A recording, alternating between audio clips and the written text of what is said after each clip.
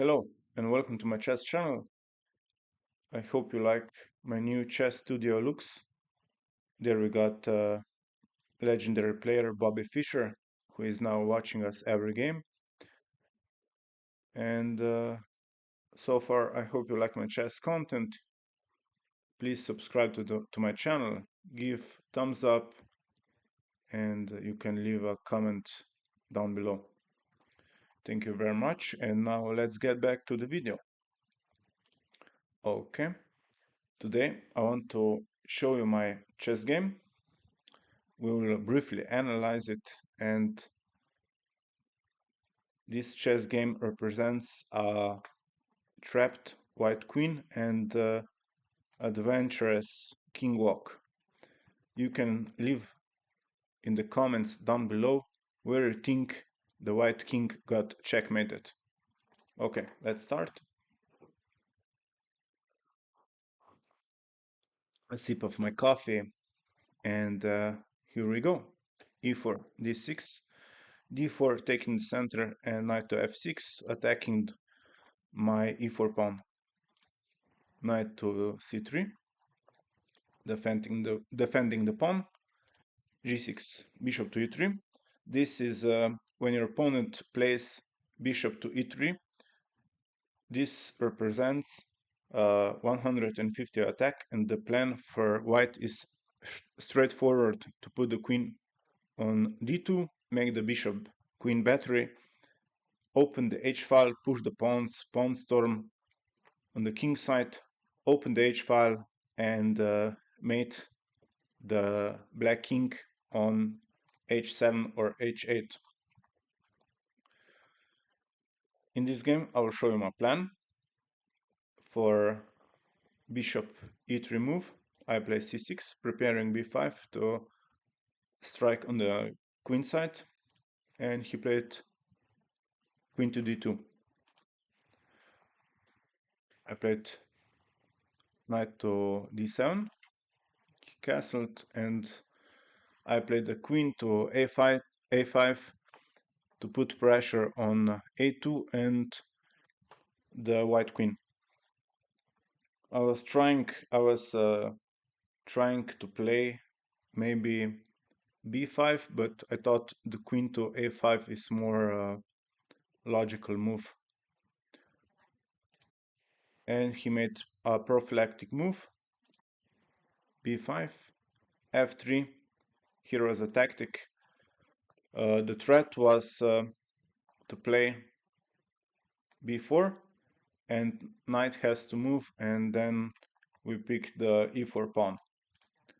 My opponent saw it and he defended. He played f3, and I played bishop to b7.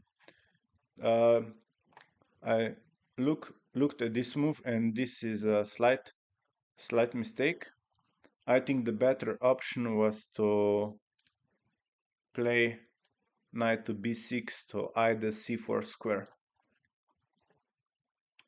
But okay, let we continue. The typical plan to exchange bishops, but I was not planning to go to king side. I was planning to stay in the center, or if the things got ugly in the center, I was planning to go to the queen side. I took and he took, and see the white queen. The white queen is on h6. It's really out of the game, so keep an eye on the white queen.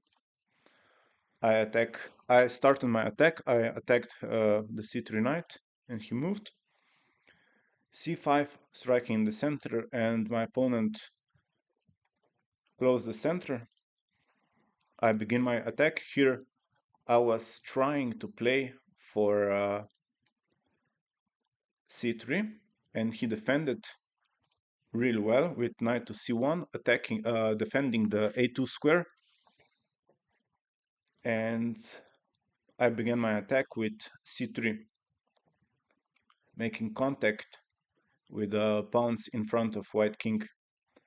He attacked my queen, and here is the best move queen to b6 to control the knight and some dark squares, and to prepare to push the pawn to a5, a4, and then b3. Excuse me. He began g4. His attack on his pawn storm on the king side, and I began my pawn storm. Knight to d4. I continue with my attack, a4, and this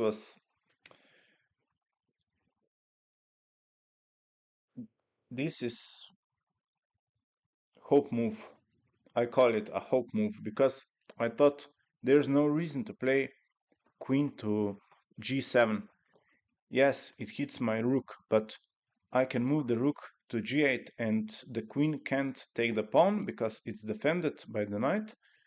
It can take f7 and the only move is to go outside.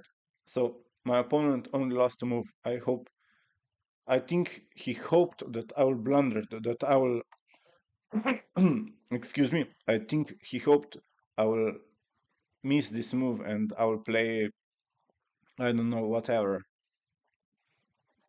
b3 for example, and he would took the rook for free, but that didn't happen. He lost a move, and then I took on b2, and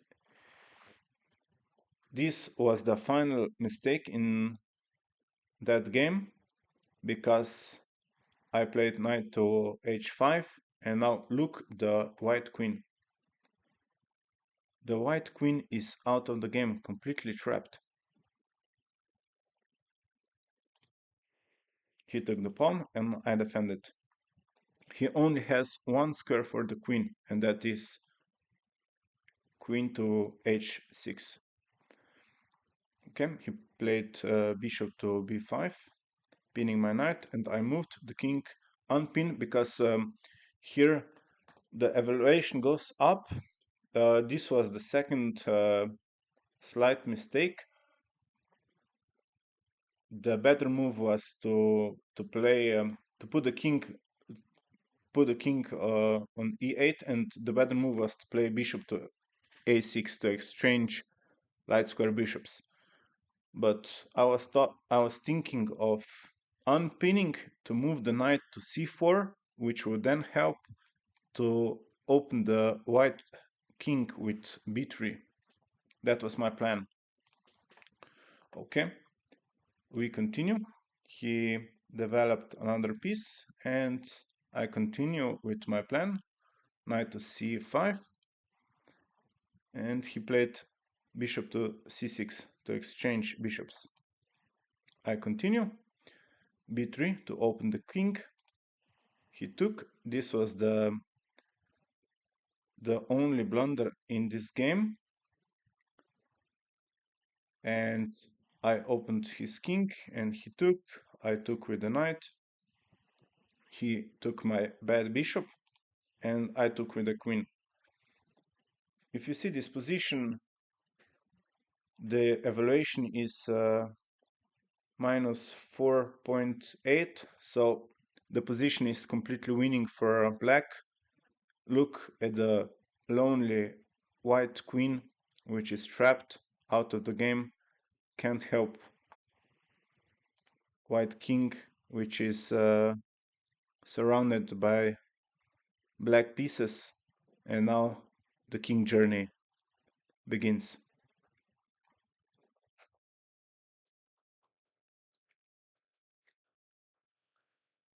Okay, he gave a check. I thought this move was bad because it really helps black. It connects the rooks, so the f rook can join the attack on c file or on b file if needed. He began his escape, and here I thought about bringing the knight back to c5 and then checking him on b3 and then on d3 on the light squares. Let's see what happened. I go back. He defended the queening square and I gave a check. Check on b3, check on d3. He went down, see the undefended rook. I took the rook, and the h1 rook is also hanging. And I took the second rook. There he began counterplay, and at this point every move must be check. You need to force your opponent. Check on h2, take the pawn and check. Check with the rook. King to d4, check on h4. He blocked with the pawn, and check on f2. We got a knight. King to c4, and I took the knight. Another check. You see, every move is check. We force our opponent, and we're very close to a checkmate. I gave rook check on b3. He goes to a5, and the last move of the game, queen to a6, is checkmate.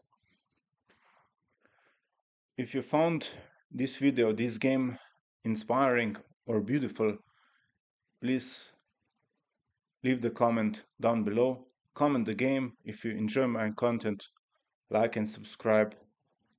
Hope you appreciate it. Thanks for watching, and see you soon. Thanks.